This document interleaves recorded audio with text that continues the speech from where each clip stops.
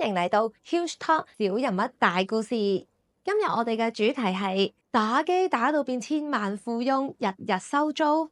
究竟呢位90後係點做到㗎？佢係無腦投資術嘅創辦人爹芬芳，佢唔靠父幹，我哋都唔係幫佢賣廣告，不如一齊嚟聽下係點樣經歷啊！Hello，Devin，好開心 Hello. 今日可以請到你嚟同我哋傾偈啊！咁我頭先同你傾偈嘅過程裏面咧，先發現其實你本身係無腦投資術創辦人啊嘛，原來本身前身係有另一間公司㗎，你可唔可以介紹下？係啊，其實咧喺無腦投資術之前咧，已經好多年前啦，已經成立咗間公司啊，就係叫龍域顧問有限公司啦。哇，咁打機嘅呢個名龍域係嘛？即係好似冇錯，呢個真係咧來自於打機嘅，因為咧係我以前睇嗰個小説，係類似一個遊戲嘅小説。咁總之咧，好簡單嚟講咧，龍域係一個領域技能嚟嘅。咁有咗龍域之後咧，個人咧攻擊力啊、防禦力啊，乜嘢都會加成。咁其實咧，我係比喻咗做我自己一個商業顧問。我本身咧就希望咧有我嘅能力咧，即係可能係一個分析嘅思維能力啦，就令到每一個同我合作嘅人咧都可以得到一個龍域咁樣，就幫佢加成啦。而我記得你以前打機係好勁㗎喎，即係你同你打機嗰輩嗰啲人係唔知咩 game 裡面 S 級啊，跟住仲參加咗電競比賽。係當時咧就冇而家咁紅嘅嘢，我都叫佢參加過一啲嘅電競比賽。咁你話好勁又唔算得上，而係當時咧好中意打機，即係最沉迷。你見到我開間公司咧，一個咁商業嘅環境咧，都改做龍域。你講呢度有個笑話嘅，其實因為咧我叫自己龍域啦，又有唔少人咧係以為龍城。即係龍城藥物咁樣咧，即係佢哋理解唔到一個咁遊戲嘅用語咧，係會擺落去一個商業現實嘅世界入邊咯。喂，咁你由細到大咁中意打機啦，跟住你咪一路成長就開始投資啦。其實有冇互通㗎？其實真係有少少互通嘅，即係咧我打嗰啲機咧，你就可以理解做咧，而家比較紅嘅咧就叫 LOL。咁就係個5打5嘅遊戲啦。咁我相信咧都唔少人知道啦。咁而其實佢前身咧有幾個版本嘅。咁喺度我唔詳細講啦，而係嗰啲就非常之沉迷嘅遊戲啦。咁喺嗰種遊戲裏邊咧，其實最重要咧就係要賺錢啦。我打嗰個角色咧，即係而家可能就叫射手啦，或者 ADC。咁咧通常我哋咧就係經濟咧就係最重要嘅。所以咧我自己咧就將呢個遊戲嘅感覺咧套用喺現實度啦。我覺得只要有經濟咧，我就有好強嘅裝備啦，咁就能夠可以主宰全局咁樣啦。咁所以一開始咧我就想咧令到每個人咧都可以有一啲可能係自動化嘅投資工具啦，或者投資嗰度咧可以用到呢個龍域，咁咧就可以幫到佢哋咧去做，包括幫到我自己咧，就先建立金錢嘅基礎，繼而咧建立唔同嘅基礎。哇！估唔到打機都可以撚到咁商業化系統喎。咁我想問你打機有冇課金㗎？我打機就好少課金嘅，因為我打嗰類嘅遊戲咧係課金都冇用啊。我自己中意嘅遊戲咧就係課金咧，只係會令到你即係個皮膚靚啲，我哋叫 skin 靚咗啦。可能我嘅動畫啦、技能咧個感覺好靚，而實際上咧冇乜影響。我中意呢種公平嘅對弈。咁當然咧，為咗靚咧，我都有俾錢嘅。咁而係咧，就我唔中意咧用錢咧可以改變到遊戲嗰個公平性嘅一個遊戲。咁我就中意咧將呢一類嘅感覺咧帶入嚟我哋現實世界裏面玩咧。咁你打機打得咁投入啦，咁嗰下你唔會一路喺度打，跟住喺度諗嗰啲商業思維㗎嘛？係咪有啲咩觸發到你，令到你喺打機先至會咁樣諗到嘅咧？咁啊真係有嘅喎，因為咧我以前咧就曾經何時咧組建嗰個公會啊。咁呢個咧就唔係我講頭先5打5嘅遊戲啦，就係真係一個好大型嘅一啲嘅即係 online game。咁我就組建一個公會啦。咁我覺得哇喺累積好多資源啊，可能咧先有做會長啊諸如此類咧。咁我淨係記得當時咧我嘅遊戲咧，我而家都唔肯定係咩事啊。總之就係咧公司係倒閉咗嘅嗰間遊戲公司，咁就令到我哋啲數據咧可以話係一夜之間咧化為烏有。咁我嗰刻其實係幾有觸動嘅，因為我自己總之我係用咗好多日咧，先至可以儲到某啲嘅坐騎啊，或者係唔同嘅即係名劍啊諸如此類啦。咁一瞬間就冇咗啦。咁我嗰陣時咧係有一個諗法嘅，如果我咁中意喺呢個虛幻嘅遊戲裏邊建立自己嘅公會咧，咁會唔會喺現實建立個公會咧？咁當然啦，我講嘅公會梗係唔係而家嗰啲即係商業嗰啲公會啦。咁我就知道咧，原來一間公司咧，其實個模式係好類似嘅。所以喺嗰個時間機緣巧合又認識咗唔同做生意嘅過程啦，咁就開始建立自己嘅現實世界公會啦。即係一間公司啦。哇！所以喺你身上打機真係好有得着啊，令到你冇錯啟發到咁多，並且你係真係有付諸行動咯。係啊，其實我會咁樣形容啦，打機本身咧都係需要我哋付出好多努力啦，好多策略嘅。咁正如我頭先同你所講嗰啲 game 啦，我中意一啲即時策略嘅遊戲，所以真係要計數啦，去控制好多唔同嘅資源，點樣去調配啲人手，先至可以可能掘啲金啊，掘啲木材啊，或者點樣去賺錢啊，點樣去我哋叫農兵啊，即係點樣去殺敵咧，賺到唔同嘅需要嘅資金，跟住再運用啲資金咧去買啲有效嘅裝備咧，先至可以發揮嘅。其實呢個同現實世界資源運用咧係好似嘅。我甚至會覺得正正係打機呢個練習咧，先至俾我練習到點樣用即係點樣用呢個思考模式去理解而家我哋嘅資源點樣用啊！哇！你用咗幾多年時間咧？我會咁樣形容咧，打機咧真係好難去衡量，因為我係由小學開始咧已經係好沉迷打機。係。譬如你同我分享我參加嗰啲叫做國際性少少嘅比賽咧，就係我中三、中四嘅時候啦。哇！嗰陣時候我係特登要去 interview 啊，係。我人生第一次嘅 interview 咧係打機，打機。即係我係要去同一啲嘅戰隊嘅隊長咧，即係同佢對打啦，即係連過幾關咧，先至可以入選佢哋嘅戰隊，同埋夜晚要好似軍訓式咁樣訓練。咁嗰陣時咧就要開咪咧，去同一啲台灣嘅人咧去交流啦，跟住就去打嘅。咁當然我唔係話打得好出色，而係嗰個經歷咧就突然間知道啦，喂，原來咧打機可以做到咁專業，同埋可以做得咁有效嘅。哦，咁你阿爸阿媽嗰陣時即係會唔會覺得哇你掛住打機又唔温書啊？即係會唔會有説話俾你聽㗎？哦，咁係一定有嘅，係。因為我翻到嚟咧第一件事係打機，係。跟住咧就係做齊晒啲功課，然之後咧我到夜晚咧大約係9點到11點咧就係即係訓練嘅時間啦。哦。我就一定要出席咧就去訓練㗎啦。咁當然咧，爹哋媽咪咧其實就冇話好刻意去刁難我，因為佢只係當我係中意打機啫。所以我就應承咗佢咧就係翻嚟咧就做齊晒功課啊，即係温一定嘅書啦，跟住就每一晚打機啦。佢哋嘅理解我只係一個每一晚都會打機嘅小朋友啫。點知原來阿仔打到咁勁啊，又打到做生意啊，去投資啊。係啊，因為我覺得打機咧真係令到好沉迷，因為咧我開頭咧我同你講呢啲即時戰略遊戲咧，其實都係為咗玩啊，覺得好型啊，好威。咁而係咧實際上咧，譬如我啲戰隊嘅隊長咧，嗰啲嘅要求係好嚴謹嘅。佢哋會叫我哋訓練一個技能咧，可能要訓練2-3個鐘啦，或者係為咗總之喺某個時間做到某一個金錢咧，係逼我哋要做一啲唔同嘅訓練。咁我係第一次知道咧，原來有人用咁專業嘅角度咧去打機。咁當然今日可能大家唔會覺得好陌生啦，因為而家嘅職業級嘅咧係咁訓練嘅。譬如我啲朋友咧係最後做咗職業級嘅，當年嗰啲嘅朋友咧，咁我哋職業級咧係直頭有按摩咧去幫佢哋按摩嘅手部啊，同埋飲食都要控制嘅，係一定程度上，因為佢哋住埋一齊啦，成日都要去練習咁樣。我就知道咧，其實原來一樣嘢做得專業咧，唔單止喺虛幻世界，喺現實世界都一樣咯。哦，所以直情嗰陣時打機係培育到你有一個要追求專業嘅一啲技能嘅諗法咯。咁你有冇一個技能係嗰陣打機即係學到之後到而家你都用得着㗎？我認為咧簡單嚟講咧就係控制金錢啦。啊，點解我會咁中意錢咧？因為咧我打嗰個角色咧，我試下簡單啲講啦，我就係一個物理嘅攻擊型嘅射手嚟嘅。係。咁即係換句話講咧，我嘅攻擊力咧就取決於我嘅裝備。咁我成日需要做嘅訓練咧，就可能喺某個分鐘嘅時間裏邊咧賺到幾多錢，咁就可以買到某一啲嘅裝備，咁就好勁啦。咁而係對方都知道呢樣嘢噶嘛，所以人哋一定會阻止我賺錢嘅。係。咁我就諗盡辦法阻我賺錢，我就諗辦法賺錢。咁呢個過程嘅博弈裏邊咧，就會衍生好多個情況啦。例如就係有啲人真係不斷用佢嘅生命去阻止我賺錢嘅話，咁我咪越嚟越少錢咯。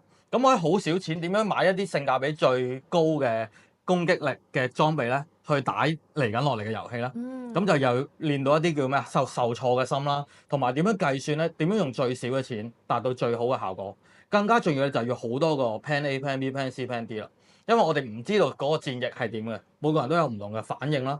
咁我哋就要有好多個預備嘅方案咧，就係如果我錢只係可能得8000蚊嘅，我就做咩咧？我可能只係得6000蚊嘅，做咩咧？如果我有足足1萬蚊嘅，咁我就會點樣發揮得更加好，滾雪球啦。係。其實呢樣嘢咧就係不斷計算每1蚊嘅價值咧，係同投資咧係息息相關嘅。實際上我都將呢個好核心嘅諗法咧放喺投資度，因為咧譬如咁嗱，坦白講好難天生就係，除非爹哋媽咪好有錢啦，好難天生係一嚟到幾百萬噶嘛。咁可能係由幾百蚊、幾千蚊或者儲幾萬蚊嘅各種唔同嘅程度咧，都可以做到唔同嘅效果咧，就係我想追求嘅嘢，亦都係成日諗嘅嘢咯。咁其實呢啲諗法一開始有冇人教你㗎？定係你自己諗出嚟㗎？如果要講嘅話咧，反而就係咧係睇啲遊戲攻略，因為咧其實嗰啲係真係設計遊戲嘅時候咧，係一個科學嘅原理嚟㗎嘛。係。即係例如加幾多攻擊力就做到幾多嘅傷害。咁咧有啲人咧好奇怪嘅，佢哋真係咧用物理嘅公式啦，或者數學嘅公式咧，去計算出遊戲入面嘅世界嘅裝備點樣用。咁我以前咧就成日睇呢啲人咧去分析嘅。咁當年咧冇咁而家上網咁多，所以要買一啲嘅特別嘅書咧去睇呢啲咧，咁就睇呢啲分析。咁亦都學識咗咧，原來一個遊戲世界，因為佢係一個數字嚟嘅，咁就自然可以設定到。其實就真係應用到喺我覺得最應用都係呢樣嘢，因為譬如股票咧，你會睇到間公司咧，佢嘅現金流係幾多，或者係佢嘅負債係幾多，呢啲全部都係數值嚟嘅。當然啦，佢唔係一個攻擊力啊、咩精神力啊，或者係咩防禦力，而係佢係衍生出咧現實世界嘅數字。咁我就對數字冇咁即係抗拒啦。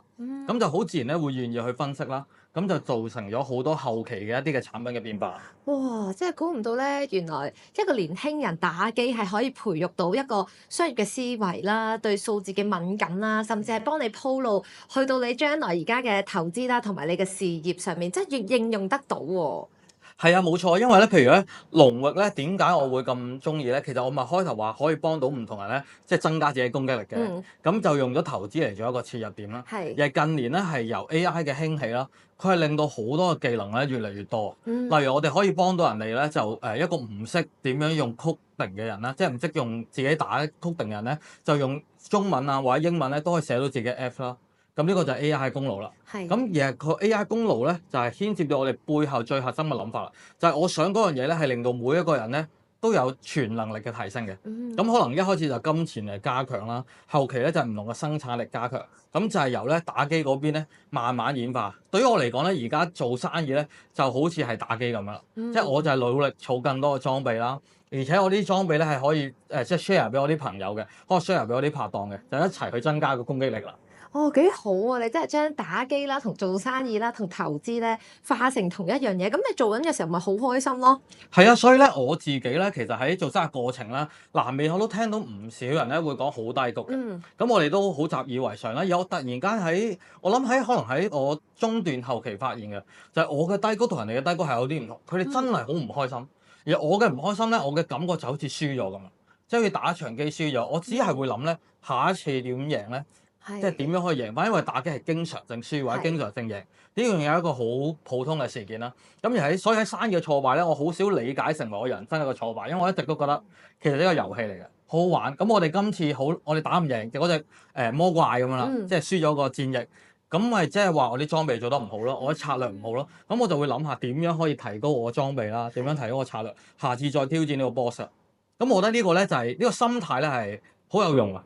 係，哇！真係咧，我估係你係一個打機界裏面嘅曙光啊！即係好多人打機唔會諗咁多，齋打機，甚至可能做爸爸媽媽嘅都見到個小朋友，哇！打機就死啦！即係大家都會喺度上網 search 如何令到個小朋友、子女又唔好沉迷打機啊！哇！呢一段訪問一出咧，即係好多人都覺得嗱，阿爸阿媽睇下有成功人士見證㗎，其實我打機學緊嘢㗎，係真係得㗎。咁我又會覺得咁樣去分享咧，就可以講得好啲啦。就係咧，究竟係為咗咩而打機？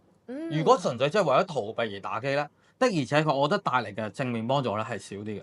而係咧喺打機嘅過程裏邊咧，係真係培育到好多我哋嘅信心啦、鬥志啦，同埋咧我所謂嘅團隊遊戲咧，其實係要好合作嘅，係要識得氹啲隊友嘅。即係隊友唔嚟幫你咧，如果佢唔中意我，佢唔嚟幫我咧，係會令到我打機都陷入困境嘅。其實做生意做人係咁為一樣。即係我就算打得再叻，而係我啲隊友唔幫我咧，咁我一個人再勁都打唔贏兩個人噶嘛。咁就會不斷俾人哋圍毆啦，咁咧就會衍生咗好多麻煩，就團隊合作啊等等，其實都可以練到。所以我覺得作為一個家長咧，譬如我成日都會諗一樣嘢㗎，就係打機個咁大嘅動力，會唔會移去到第二度咧？其實係得，因為唔係遊戲本身即係咩暴力啊，或者係啲魔法世界單純嘅吸引，係因為佢成個機制。其實呢啲機制我頭先就不斷咁重複啦，就係可能現實中嘅投資啦，現實中嘅做生意啦，都有類似嘅機制。所以我成日都會研究咧，即係點樣將遊戲化嘅一個動力咧，變成係現實商業世界或者普通做人嘅一個動力咯。哇！真係好犀利啊！真係估唔到打機喺你嘅生命上咧，原來係咁重要嘅一環嚟㗎。Devin 啊，咁其實唔係人人打機都好似你咁樣，哇！會諗到咁多嘢啊，有技能啊，又要學點樣同隊友溝通㗎嘛。咁究竟係有人教過你咁諗啊，係還是你嘅性格或者你本身嘅價值觀令到你識得咁樣諗咧？我覺得咁樣問咧，有少少似一條問題咧，係有人曾經問過我嘅，就係投資咧，到底係咪用性格咧？即係性格係咪投資入邊最重要咧？我會咁樣形容啦，就係咧，譬如好似投資為例啦，我哋可能一聽到投資啊 trader 咧，會理解到咧8個 mon 啊，然之後坐喺度啊，朝早9點炒到夜晚唔知凌晨4點咁樣咧，係有呢一類嘅。我暫時叫佢做短炒啦。其實同一時間咧，都係可能係買一啲唔同嘅股票啦、基金啦，或者係各種各樣嘅工具咧，去做自己嘅投資嘅。咁呢啲咧就屬於叫長線嘅投資啦。其實咧，我覺得咧呢樣嘢咧，我嗰陣時係答咧，如果短炒嘅咧，就好需要咧自己好中意嘅。佢係。其實就好似眾多遊戲裏邊嘅其中一種遊戲，係佢好中意呢種短炒嘅遊戲，所以佢咪參加咯。嗯。而係咧，成個投資世界嚟講咧，嗰啲紀律啊，嗰啲知識咧係宏觀嘅，係每一個人都可以學習嘅。其實好似打機都一樣，你會形容咧，可能有啲人唔中意打機咧，咁我就會話咧係冇可能嘅，因為所有人都中意打機，即係所中意打嘅唔同。哦，但係我頭係。先所講嘅咧係一啲戰略型嘅遊戲，咁所以咧就好顯得即係好貼合到我嘅性格。係。又有啲人咧可能係中意一啲可能種樹啊、建立自己嘅農場啊、係。做一間鋪頭啊，咁有好多唔同嘅遊戲。有啲可能只係咧好單純打發時間，有啲咧可能係好邏輯性嘅，係。甚至係玩啲咩 Q&A 嘅英文拼字嘅遊戲。係。每個人咧真正中意遊戲咧，係因為佢有一個核心嘅動力，而呢個核心嘅動力咧就可以帶到好多嘢俾我哋。咁我自己覺得咧，其實唔係一個人去判斷自己咧啱唔啱玩遊戲，係要問自己咧中意咩遊戲。而呢一個遊戲咧喺現實中咧有冇類近嘅動力咧，咁就可以幫到自己啦。係，即係嗱，譬如咁諗啦，如果投資，我就要問自己，中意點樣嘅投資，或者係中意用咩方法去投資？哦，我會咁樣形容啦。嗱，因為投資牽涉嘅咧就再複雜啲，因為佢多一樣嘢嘅就係佢牽涉到金錢。金錢咧算係我哋必須嘅物品之一啦，無論要多定少都好啦，我哋一定要嘅。所以咧，投資變成咧係一個工作之一嘅。係。咁而係有好多唔同嘅投資方法，我覺得就可以問下自己咧係中意邊一類啦。嗯。例如你最傳統即係聽到咩8個 mon 嗰啲咧，其實只要試一日咧，基本上知道自己中唔中意啦。係。我第一日就好沉迷，因為佢真係好同打機咧我第一日係好似。聽到都唔中意。冇錯，我相信有唔少人咧聽到都唔中意啦。咁而係咧，原來呢個投資世界咧係有好多個方法喎，就好似呢個世界好多遊戲咁。例如有啲投資咧，可能係只係每個月攞到錢儲蓄，跟住定期咧買一啲股票，或者定期買一啲嘅所謂嘅基金啦、債券啦，都可以做得到嘅。其實個關鍵咧就係要問下自己，我真正要嘅係乜嘢？咁咧就一定咧會有投資嘅遊戲咧係可以適合自己。其實咧而係有一啲嘢咧係真係要學習嘅，就係嗰個紀律啦。即係譬如玩任何遊戲咧，佢個好處就係我哋一定會日日去玩啦。咁投資其實都要有一定嘅紀律咧，就係日日去做嘅。咁呢個咧就相對咧係需要個人咧有少少自律多少少啦。哦，喂，咁咧你又即係好多朋友噶嘛？佢哋會唔會問你攞 number 嘅咧？你俾唔俾㗎？我通常咧會俾一兩套方法嘅。係。即係譬如咧我哋成日都會有時會傾啦，咁就唔係投資建議嚟㗎。係。咁基本上咧，我成日都會用可口可樂啦，同埋咧港交所去做一個例子。咁咧就去俾人哋去試驗嗰個方法。咁我真正咧通常一教咧就係教呢兩個 number 啫。如果一問我就會講佢背後嘅邏輯，即係點樣透過一個盈利嘅高位同埋盈利嘅低位，有一個簡單嘅數學咧就俾佢哋試啊。咁其實最近咧有一個例子我都幾開心啊，就係咧佢買可口可樂咧，而家佢總數咧賺咗700倍啊，即係賺咗7倍。其實就係不斷喺低位度買，高位度賣，咁仲有一個好普通嘅算式咧去計算嘅啫。咁我自己咧就會形容咧，成日都同人分享㗎，一個 number 咧係冇用嘅，因為佢牽涉嘅係一個技巧。如果要 number 嘅話咧，就需要咧中意8個 mon 嗰種啦，即係不斷咁短炒，即係我自己都好中意嘅，所以我都會同一班好中意嘅朋友咧去分享嘅。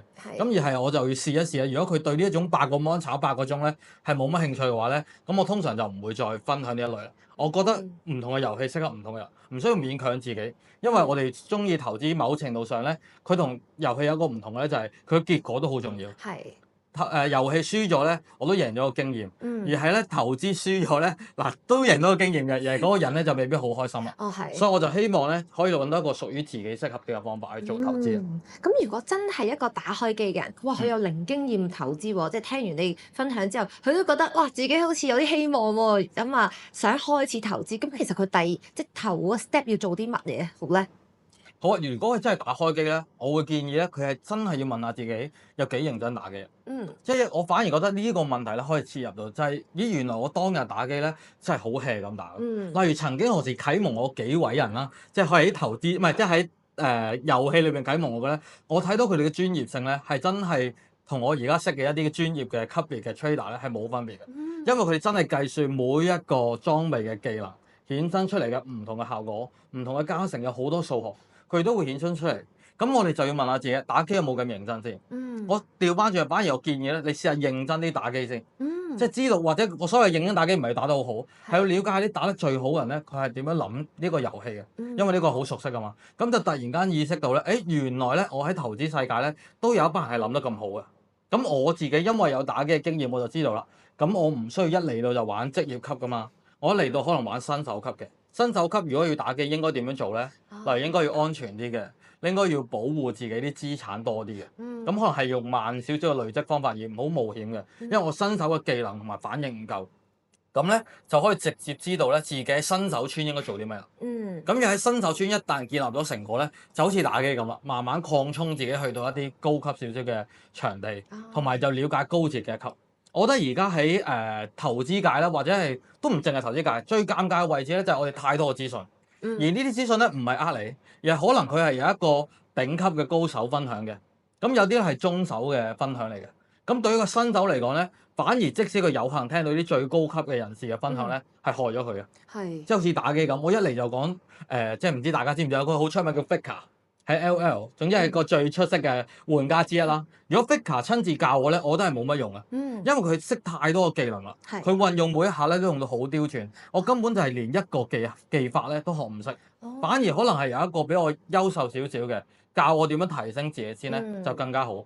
咁我建議咧就用打機呢個思維咧，一步一步咧喺成個投資嘅領域裏邊，先要認真判斷自己係一個幾新手啦，或者係一個咩程度，咁自然咧就有相應嘅技能咧，去慢慢可以結合。係，哇！我覺得真係好犀利，Devin 你係可以將打機啦、同投資啦、同做生意咧串連埋一齊啊！咁我覺得呢個係對於中意打機嘅人咧，好似感覺真係啊，我都可以跟翻平時自己打機嘅方法，可以擴充自己嘅事業啊，或者係資產啊。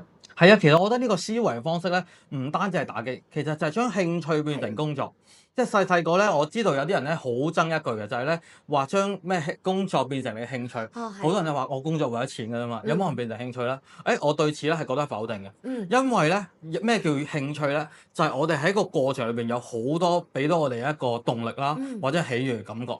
關鍵係有冇將呢一啲嘢咧放成喺我哋工作入邊。譬如我頭先個比喻就係，如果今日我嚟到投資，我就係為咗可能要買5層樓嘅，咁個難度咧就好高啦。相反，我突然間定義，咦呢個係一個遊戲嚟嘅喎，我而家喺新手村，咁新手村應該做咩咧？係打新手任務噶嘛。我唔會一嚟到就想挑戰啲大 boss 噶嘛。可能如果唔知大家有冇玩過啦，開頭可能就係啲執下啲雞仔啊，即係可能。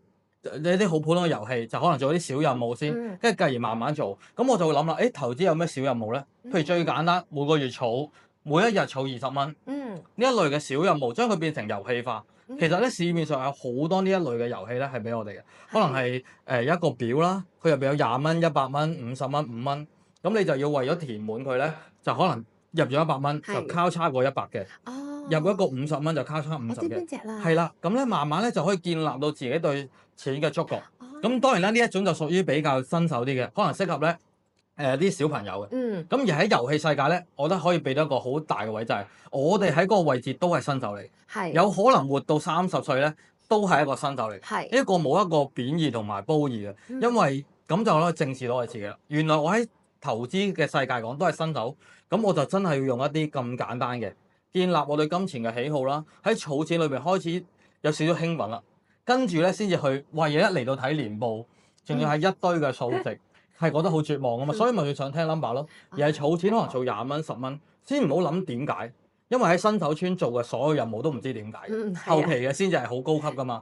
咁我哋就建立咗自己嘅興趣之後咧，慢慢咧就可以一步一步咧不斷咁攀登，同埋喺自己嘅位置上面咧不斷咁進步咧。呢個開心咧係好難以去形容嘅。係啊，同埋我不斷聽你講咧，就係你係好願意去持續堅持長時間去做一樣嘢。你會唔會覺得哇呢個其實係一個幾重要嘅元素喺你打機啊、投資或者做生意嘅裡面嘅性格嘅一個要素咧？我絕對認同啦，呢個可以話係最重要嘅，就係持續咧去做一件事。咁咧當然啦，呢樣嘢真係牽涉到少少性格特質啦。有啲人咧可能比較悶啲嘅，有啲人比較即係真係可以捱到好耐。我相反，我反而覺得自己都唔係嗰啲可以捱到好耐嘅人。我都中意打機咧，而係因為打機嘅元素入邊咧，佢係不斷咁樣更新嘅。我哋以為係玩一個普通嘅遊戲咧，其實唔係，佢係不斷咁樣更新迭代啦，有好多新穎嘅嘢咧加入去，有個遊戲嘅本質冇變。我自己其實係中意咁，我相信咧大部分人都係咁啊，令到我哋沉悶咧，可能就係日復一日嘅工作啦。其實唔係個工作好沉悶，係我哋對工作嘅模式好沉悶。譬如係諗一啲有趣啲嘅，將佢變成遊戲化咧，已經可以令到好沉悶嘅工作咧變成係有趣好多。譬如我頭先講翻頭先個例子啦，要我哋儲錢咧係好悶，每個月咩儲2000蚊、3000蚊，或者甚至儲2萬蚊都好啦。無論係多同少都係一個好悶嘅。嗯，咁你將佢變成一個遊戲化咧，就會有趣好多。例如有啲咧就會將佢變成一個森林啊，即係變成電子遊戲。我儲咗錢咧就會種一棵樹，我使咗錢咧嗰棵樹就會枯萎嘅。用呢啲唔同嘅特色咧，去將我哋個興趣咧拉高個層次。係啊，幾得意喎！即係注入將我平時日常想做嘅嘢注入成為好似一啲遊戲咁樣咧，係真係會令到我頭先聽你講完我都好想即刻哇！如果有嗰個遊戲可以儲錢，咁我嗰棵樹咪可以好大咯。係啊，因為我覺得咧，所謂能夠持續堅持落去咧，你話靠性格咧，我覺得都唔得㗎。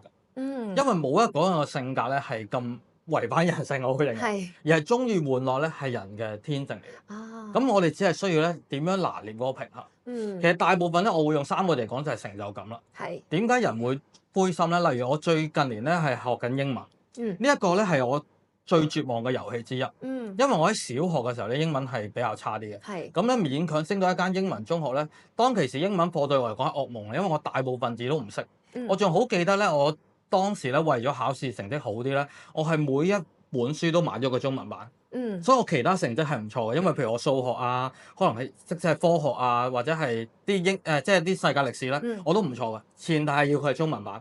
哦咁英文咧我就唔係好睇得明啦。咁我喺反而喺好大個咧，我最後大學都讀咗中文系啦。嗯咁最後咧，反而我喺大學畢業做生意嘅時候咧，因為英文的而且確有即係全球嘅語言啦，咁我又要學咯。我係點樣去諗咧？我就係用翻頭先嘅邏輯咧，嗯去重新思考。我坦誠面對自己，雖然我係一個名義上嘅大學生，而我真實嘅英文水平有幾多咧？嗱、我未知唔識嘅，有可能係一個小學小六水平嘅。嗯跟住我就真係揾啲小六水平嘅卷啦，哦然之後咧將佢變成遊戲化咁樣練。可能係例如咧就每日玩下啲填充嘅遊戲啊，讀出嚟啦，係咁慢慢見到自己嘅進步嗰個感覺咧就好大啦。嗱，所以我自己咧覺得最深刻嘅咧，唔係我哋唔中意嗰樣嘢，嗯係嗰樣嘢離我哋嘅難度太多啦。嗯特別係我哋俾自己嘅枷鎖。譬係如我喺中學嘅時候，成日都同自己講：哇！我話晒都係讀英文中學嘅學生嚟嘅喎，我點會仲翻去睇埋啲小學雞讀嘅嘢啊？係啊而係呢一個咁天真少少嘅諗法咧，正正就係導致我英文進步唔到。哦即係譬如以前會聽到一啲老師會鼓勵我睇翻一啲咩卡通片啊嗯去學，我就覺得喂我點會啊？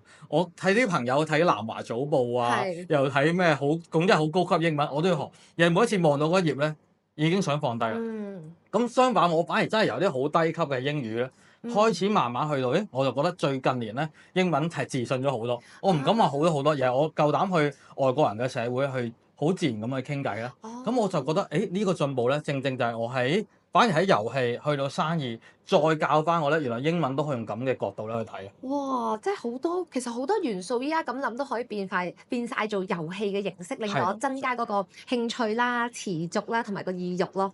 係啊，冇錯啊，因為遊戲最正嘅咧，其實佢永遠都係一步一步俾你，係啊，同埋咧佢係即時反應。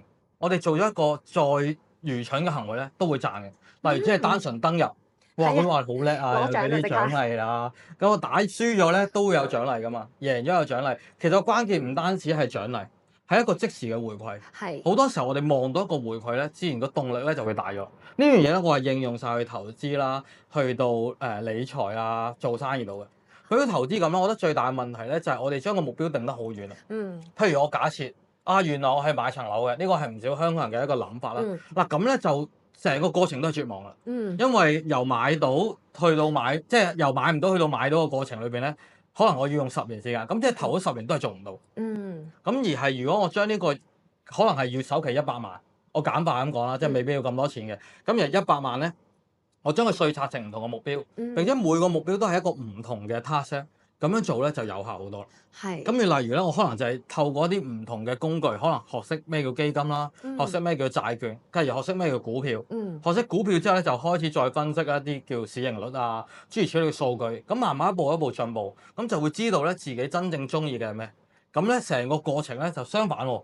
以前咧可能如果我目標係買一層樓，我買咗樓嗰下先開心。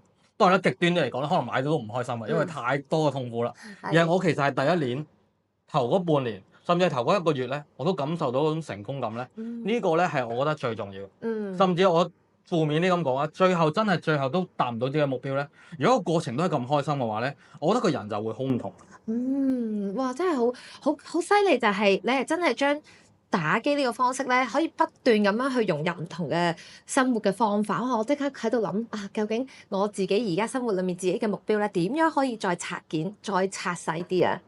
哦，係啊，譬如咧，我分享個小嘅例子啊，我好似同你都傾過㗎。我覺得打機入邊咧一個好特殊嘅元素嘅，嗯佢咧就係會令到我哋覺得我好重要啦。例如咧，我哋玩一啲叫 RPG 嘅遊戲啦，係通常有個故事背景啦，世界就嚟毀滅係啊係啦啊，即係惡龍衝緊埋嚟個村落裏邊咧，就係靠你咧挺身而出咧，係啊去改變呢個世界㗎。嗯咁喺現實世界冇可能㗎嘛。咁當然啦，呢一個諗法咧，相對可能玩嘅時候都熱血啲。就會令到我呢次有個好大嘅意義，我就係為咗拯救村落啦，我去拯救呢個世界咧而進行嘅努力，哪怕佢係一個虛幻咧，都係一個動力。咁其實現實世界有冇咧？我想講都有嘅，即係一個好簡單嘅目標。例如可能係我哋就係要個小朋友喺我身上學到呢一種優秀嘅特質，我同佢一齊玩一個遊戲。譬如我有次同你分享過咧，我聽嗰個點樣教小朋友嘅一個技巧咧，就係咧。就係當小朋友如果問你，即係例如我哋要求佢唔可以講粗口，咁佢就話俾你聽，喂，隔離嗰個小朋友都講粗口啦，你點樣同佢分享咧？就係、就用自己嘅姓啦。例如我係姓方嘅，就要同佢講，我係方家嘅人，你係方家嘅仔女，你需要咧就係守護我哋方家嘅家規或者方家嘅榮耀，係得我哋方家咧先至唔講粗口嘅啫。嗱呢個咧其實有少 tricky 係恰啲小朋友，因為咁佢就唔會再問你點解隔離阿陳小朋友咧。唔講啦，咁就好似俾咗個答案佢，而再深層少少咧，就係提供咗一個咧，即係唔同嘅 meaning 出嚟。原來我係為咗守護家族嘅榮耀喎，原來我係方家人，我就會唔同啲啦。咁一個咁少嘅感覺咧，已經會令到佢做咗好多行為。譬如咧，我哋做嘅好多事都係，如果創業咧，特別係做生意咧，遇到個困境真係太多啦。如果只係單純諗住，我希望咧咩月入5萬蚊，月入10萬蚊，呢一種動力咧，係好難支撐到嗰啲唔同嘅關卡，而相反，可能個諗法就係、我有啲人咧係好堅持，就係、可能我就係要帶我屋企人脫離佢嘅社會階級，或者咧可能我就係要咧令到唔同人敬仰我，可能係個人啲嘅，甚至有啲大啲嘅，我真係想改變呢個環境嘅，我想香港有一席之地嘅，我想咧我嘅行為咧係可以幫到呢個世界有一分嘅進步嘅。嗱呢一種嘅動力咧係會自然令到佢投入其中，並且係持續好多嘅。所以你頭先咪講到咧，性格定係一啲紀律咧，我覺得兩者都唔係最主要嘅，就係咧我哋有冇將呢一種動力咧演化落去啦。譬如喺我做生嚟講咧，我的而且確龍域個名咧係我近年先開始同人分享，所以你唔知係好正常。因為我覺得太中意病，即係我喂你係咩公司啊？龍域嚇龍城係嘛？咁咧就好尷尬啦。咁而我真係想咧係建立一個領域咧，係每個人咧都可以加強少少嘅。咁我成日都會覺得咧，我就喺現實世界中咧創造呢個遊戲，創造屬於我自己嘅公會。咁咧嗰個感覺咧，其實係喺我夜深人靜嘅時候咧，我就同自己講：喂，我係梗係要努力啦，我梗係開心啦，因為我係建立緊自己嘅公會啊嘛。呢種動力咧就係一個真正持續到最重要嘅嘢。佢未必係完全關性格事，亦都唔係強行同自己講我要好早起身，成為一個咩成功嘅人士，係真係享受樂在其中。哇！好開心聽完你講之後咧，我即刻覺得哇，未來前途一片光明，即係覺得原來所有嘢我成日諗得咁複雜咧，係可以簡化到好似遊戲咁。其實我聽到遊戲呢個字咧，已經難度降低咗好多，即係我要將投資啦、創業啦，或者我生活上遇到嘅困難變成一個遊戲，可能就算輸咗，我個心都會冇咁難受。即係呢次樣衰咗，我都覺得OK 嘅，下一鋪再嚟過。即係成個嘅心態已經係轉換咗。咁所以哇，今日聽完你嘅分享咧，我覺得好幫到好多人啊！所以多謝你啊，Devin。多謝。喺 Devin 嘅分享裏面，打機咧真係好大嘅啟發啊！同時令我都好有反思，點解人打機我打機，佢會打到咁大嘅成就呢？原來真係唔係一步登天，唔係一夜致富，係靠住嗰份打機嘅挫敗，同埋下一鋪 game 再嚟過嘅希望，一步一步嘅嘗試，喺每一個困難裏面發掘佢入邊嘅挑戰，每一個關卡咧都變成一個任務，令到困難嘅事咧都好似變得好得意，自然就會變得更加有動力，願意行得更遠。只要轉一轉嘅心態，原來成件事真係唔同晒㗎。希望大家聽完 Devin 嘅分享，你都可以喺你嘅生命裏面揾到呢一份非凡嘅信念，從而推動你走向不一樣嘅人生。